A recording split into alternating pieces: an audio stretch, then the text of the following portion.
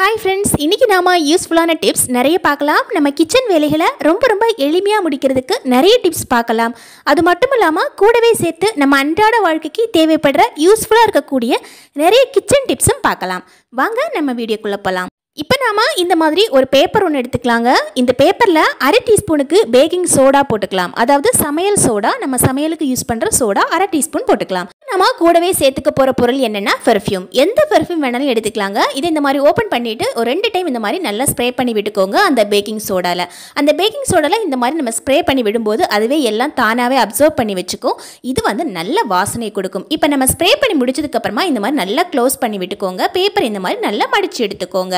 இந்த மாதிரி துணிகளை இரும்பு பீரோவில் அடுக்கி வச்சிருக்கும் போது என்ன ஆகும் அப்படின்னா பழைய வாசனை அதிகமாக வந்துக்கிட்டே இருக்கும். ரொம்ப நாள் நம்ம கழித்து ஒரு துணியை எடுத்து பார்த்தோம் அப்படின்னா பயங்கரமான ஸ்மெல் வந்துக்கிட்டே இருக்கும். இந்த வாசனையை எல்லாம் நம்ம போக்குறதுக்காக இந்த பேக்கிங் சோடா கலந்த இந்த பெர்ஃப்யூம் ரொம்ப யூஸ்ஃபுல்லாக இருக்கும். இதை நம்ம இந்த துணிகளுக்கு இடையில வச்சு விட்டோம் அப்படின்னா எவ்வளோ நாள் கழித்து அந்த துணியை நம்ம எடுத்தாலுமே நல்ல வாசனையாக இருக்கும். நமக்கு பார்த்தீங்கன்னா ரொம்ப யூஸ்ஃபுல்லாக இருக்கக்கூடிய ஒரு டிப்ஸ் தான் பார்க்க போகிறோம். நம்ம வீட்டில் இந்த மாதிரி தீப்பெட்டிகள், அதாவது மேட்ச் பாக்ஸ் இந்த மாதிரி வாங்கி வச்சுருப்போம். இது என்ன ஆகும் அப்படின்னா மழை காலத்தில் நம்ம வாங்கி வச்சுருக்கும் போது நல்லா குளிர்ந்து போயிடும். சப்போஸ் நம்ம வெளியே தெரியாமல் வச்சுருந்தாலும் உள்ளே இருக்கிற குச்சிகள் கூட குளிர்ந்து போயிடும். இந்த மாதிரி ஒரு பாக்ஸ் எடுத்துக்கலாங்க. இந்த பாக்ஸில் நம்ம வீட்டில் யூஸ் பண்ணுற அரிசி கொஞ்சமாக போட்டுக்கிட்டால் போதும், அதிகமாக நமக்கு தேவைப்படாது. இப்போ நம்ம வாங்கி வச்சுருக்கிற மேட்ச் பாக்ஸ்லாம் இதில் போட்டு வச்சுக்கிட்டோம் அப்படின்னா இந்த மேட்ச் பாக்ஸ் நம்ம எவ்வளோ நாள் கழித்து எடுத்தாலுமே ரொம்ப ஃப்ரெஷ்ஷாக இருக்கும். நமக்கு குளிர்ந்து போகவே போகாது. பார்த்தீங்கன்னா என்கிட்ட கொஞ்சம் குளிர்ந்து போன குச்சிகளையும் இருந்தது. அந்த குளிர்ந்து போன குச்சிகளையும் நான் இந்த அரிசி கூடவே போட்டு வச்சுக்கிட்டேன். இந்த ரைஸ் வந்துட்டு நம்ம திரும்ப யூஸ் பண்ண முடியாது, அதனால் கொஞ்சமாக அரிசி போட்டு வச்சுக்கோங்க. இப்போ பார்த்தீங்கன்னா இந்த மாதிரி க்ளோஸ் பண்ணி வச்சுட்டு ஒரு நாள் கழிச்சுட்டு நம்ம அந்த குளிர்ந்து போன குச்சிகளை எடுத்து பற்ற வைக்கும்போது ஈஸியாக நம்ம பற்ற வைக்க முடியும். அரிசிகள் சின்ன ஈரத்தன்மை இருந்தால் கூட அதை அப்படியே அப்சர்வ் பண்ணி எடுத்துடும். அதனாலேயே நம்ம குச்சிகள் வந்துட்டு எப்போவுமே ஃப்ரெஷ்ஷாக இருக்கும். இந்த டிப்ஸ் வந்து ரொம்ப யூஸ்ஃபுல்லாக இருக்கும். கண்டிப்பாக ட்ரை பண்ணி பாருங்கள் ஃப்ரெண்ட்ஸ். அடுத்ததாக பார்த்தீங்கன்னா நாம் இந்த மாதிரி குக்கரில் பருப்பு போட்டு வச்சுருக்கிறேன். தேவையான அளவுக்கு மிளகாய், தக்காளி எல்லாமே போட்டு வச்சாச்சு. இதை நம்ம அப்படியே விசில் போட்டு எடுத்து தாளிச்சிடலாம் இல்லைங்களா. இதை மூடி வச்சு விசில் வைக்க போகிறோம். இந்த மாதிரி மூடி வச்சு விசில் வைக்கிறதுக்கு முன்னாடி ஒரே ஒரு சின்ன விஷயம் பண்ணால் போதுங்க. ரொம்ப ஈஸியாக நாம் இதை மெயின்டைன் பண்ணலாம். அது என்ன அப்படின்னா ஒரே ஒரு சின்ன ஸ்பூன். இந்த ஸ்பூனை இந்த மாதிரி இதில் போட்டு வச்சுக்கிட்டோம் அப்படின்னா கொஞ்சம் கூட பருப்பு தண்ணி வெளியே வரவே வராதுங்க. இப்போ பார்த்தீங்கன்னா தெரியும், அந்த குக்கரில் 3/4 அளவுக்கு தான் அந்த தண்ணியே வந்திருக்குது. அதாவது ஒரே ஒரு டைம் நான் நல்லா கொதிக்க விட்டேன், அதனால் அந்த கலர் வந்து மேலே வரைக்கும் வந்திருக்குது பாருங்கள். இது நல்லா வெந்ததுக்கப்புறம் மறுபடியும் பாருங்கள் இதே அளவுக்கு இப்படியே இருக்கும். 2 விசில் வைக்க போகிறேன். 2 விசிலையுமே நீங்கள் செக் பண்ணி பார்க்கலாம். கொஞ்சம் கூட அந்த பருப்பு தண்ணியோ அந்த பருப்பு கலர் கூட வெளியே வரவே வராது. சம்டைம்ஸ் பார்த்தீங்கன்னா நம்ம ஒரு பிடி அளவுக்கு தான் பருப்பு வேக வைப்போம், ஆனால் நமக்கு கழுவுற வேலையே ரொம்ப அதிகமாக இருக்கும். ஏன் அப்படின்னா அந்த மூடி ஃபுல்லாக இருக்கும். நமக்கு மூடியில் எல்லாமே ஒட்டிக்கிட்டதால் நம்ம கழுவுறதுக்கு ரொம்ப கஷ்டப்படுவோம். ஆனால் இது வந்து ஒரே ஒரு சின்ன ஸ்பூன் மட்டுமே நீங்கள் கழுவி எடுத்தால் போதுங்க, முழுசாக அந்த குக்கரே வந்து ரொம்ப க்ளீனாக இருக்கும். நமக்கு நாம எந்த அளவுக்கு கொதிக்க வச்சோமோ அதே அளவுக்கு குக்கர் வந்துட்டு அப்படியே இருக்கும். ஆனால் பருப்பு வந்துட்டு நல்லா வெந்து போயும் இருக்கும். இப்போ நம்ம ஓப்பன் பண்ணி பார்க்கலாம். பாருங்கள் வெளியே வந்து வரவும் இல்லை, அதே மாதிரி பருப்பு தண்ணி வந்து அளவுக்கு அதிகமாக பொங்கி வரவும் இல்லை. நமக்கு இந்த ஸ்பூன் வந்துட்டு நல்லா பாதுகாத்து வைக்குது. உள்ளே வந்து ஸ்பூன் இருக்குது, நான் எடுத்து பார்க்குறேன். ஸ்பூனுக்கு பதிலாக சின்ன டம்ளரோ இல்லை சின்ன கிண்ணமோ கூட நீங்கள் போட்டு வைக்கலாம். அப்போ கூட இந்த மாதிரி பொங்கி வராது. ரொம்ப யூஸ்ஃபுல்லாக இருக்கும். நமக்கு குக்கர் வந்துட்டு போட்டு தேய்க்கணும் அப்படிங்கிற அவசியமே இருக்காது. அந்த மூடியோட உள் சைடு கூட உங்களுக்கு காமிக்கிறேன். அந்த உள் சைடில் கூட ஜஸ்ட் அதோட வியர்வை மட்டும்தான் இருக்கும், கொஞ்சம் கூட பருப்பு தண்ணி ஒட்டி இருக்காது. ரொம்ப யூஸ்ஃபுல்லாக இருக்கும் ஃப்ரெண்ட்ஸ். கண்டிப்பாக ட்ரை பண்ணி பாருங்கள். அடுத்ததாக பார்த்தீங்கன்னா ரொம்ப யூஸ்ஃபுல்லாக இருக்கக்கூடிய ஒரு முக்கியமான ஒரு டிப்ஸ் தான் பார்க்க போகிறோம். இப்போ நாம் ஒரு கிண்ணத்தில் இந்த மாதிரி 1 டீஸ்பூனுக்கு மிளகு, 1 டீஸ்பூனுக்கு ஜீரகம், 3 பூண்டு, கொஞ்சமாக இந்த மாதிரி கறிவேப்பிலைகள், காரத்துக்கு தகுந்த மாதிரி 2 மிளகாய் எடுத்துருக்கிறேன்.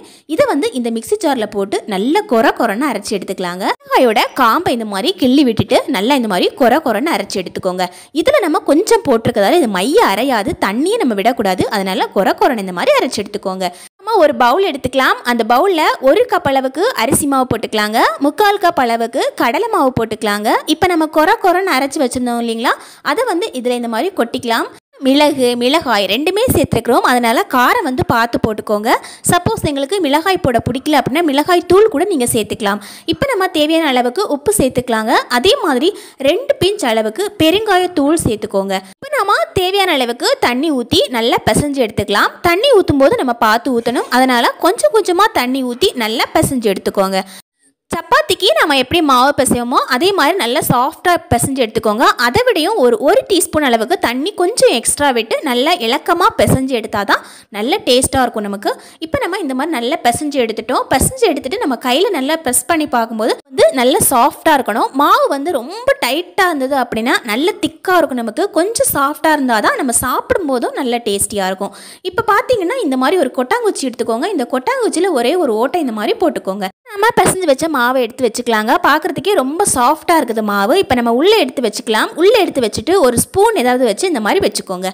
ஜஸ்ட்டு நாம் இந்த ஸ்பூன் வச்சு இந்த மாதிரி பண்ணும்போதே ரொம்ப ஈஸியாக அது வெளியே வந்துடும். மாவே நமக்கு ரொம்ப சாஃப்டாக இருக்கிறதான ரொம்ப கஷ்டப்படணும் அப்படிங்கிற அவசியம் கிடையாது. ஜஸ்ட் இந்த மாதிரி கட் பண்ணி கூட எடுத்துக்கலாம்.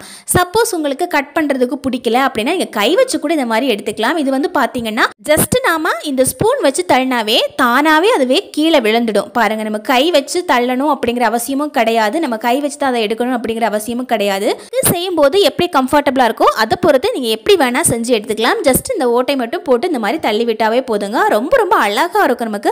அதே மாதிரி சாப்பிட்றதுக்குமே செம்ம டேஸ்டியாக நல்ல கிறிஸ்பியாக இருக்கும் நமக்கு. நார்மலாக நீங்கள் குழாயில் பண்ணும்போது என்ன ஆகும் அப்படின்னா சைடில் வெடிப்பாக வராது, நல்ல நைஸாக வரும் நமக்கு. ஆனால் இதில் பண்ணும்போது என்ன ஆகும் அப்படின்னா அந்த ஓட்டை வழியாக தள்ளும்போது சைடில் கொஞ்சம் வெடிப்பாக வரும். இதனால் நமக்கு சீக்கிரமாக வேகும். நமக்கு எண்ணெய் அதிகமாக குடிக்காது. அதே மாதிரி நல்ல கிறிஸ்பியாக இருக்கும் சாப்பிட்றதுக்கு. இன்னொரு மெத்தட்லேயும் பண்ணலாம். கையில் இந்த மாதிரி ஒரு சின்ன உருண்டை எடுத்து இந்த மாதிரி உருட்டினீங்க அப்படின்னா நல்ல நைஸாக வரும். இதை இந்த மாதிரி சர்க்கிள் ஷேப்பில் கூட கொடுத்துக்கலாம். இதுவுமே நல்லாயிருக்கும் சாப்பிட்றதுக்கு. இந்த ஷேப்லேயே நீங்கள் ஃப்ரை பண்ணி எடுத்துக்கலாம். எண்ணெய் நல்லா காஞ்சிடுச்சு. இந்த டைமில் நம்ம செஞ்சு வச்சுக்கிறது இதில் போட்டுக்கலாங்க. இதை இந்த மொத்தமாக போட்டதால இது ஒட்டிக்கும் அப்படிங்கிற பிரச்சனை வராது. இந்த மாதிரி தான் நம்ம போட்டு எடுத்தாவே நமக்கு ரொம்ப சூப்பராக பிரிஞ்சு தனித்தனியாகவே வெந்து கிடைக்கும். நமக்கு நம்ம ஒரு கரண்டியோ அல்லது ஒரு ஸ்பூனோ வச்சு இந்த மாதிரி நல்லா தள்ளி விட்டுக்கிட்டீங்க அப்படின்னா தனித்தனியாக அது வேகிறதுக்கு ரொம்ப வசதியாக இருக்கும். ரொம்ப கிறிஸ்பியாக இருக்கும் சாப்பிட்றது. அதே மாதிரி பார்த்தீங்கன்னா நாம் இதை கொட்டாங்குச்சியில் செய்கிறதால என்ன ஆகும் அப்படின்னா சைடில் பார்க்குறதுக்கே நல்ல டிஃப்ரெண்ட்டான ஷேப்பில் இருக்கும். நமக்கு நம்ம குழாயில் தள்ளும்போது கூட இந்த அளவுக்கு அந்த ஷேப்பு கிடைக்காது நமக்கு.